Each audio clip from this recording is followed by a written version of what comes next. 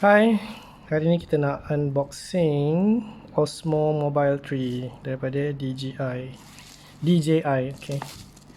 Mobile 3. Ni yang model paling baru. So, jom kita tengok.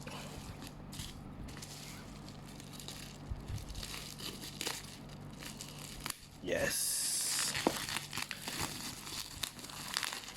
Let's see what's inside here. Tunggu lah. Yes. Alright.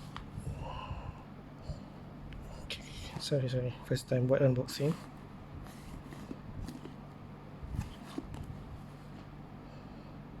Nampak tak? Tak apa, tak penting. Ada plastik lagi. Macam mana nak buka ni?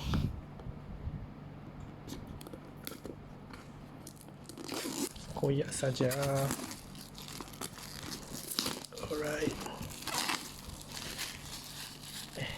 Dari frame tak? Kita campak ke tepi. Plastik dia. Lah, ada lagi. Banyak ni kau nak selotip. Oh. Pisau tak ada pula tu. Lepas saja. Yes. Kudus ni kejap. Bismillahirrahmanirrahim. Yes. There you go. Belum lagi. Tada. Nah, macam ni je. Apa lagi ada? Nah, benda ni. Ni apa dalam kotak ni? Okay, dia punya bag. Dia punya strap. What is this? So dia punya pouch bag, USB cable, and then manual. Okay, jom buka. Letak sikit sini lah. Alright. Oh, tada. Oh, ini padu. Sedap pegang.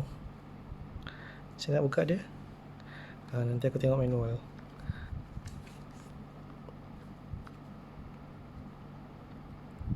How to open.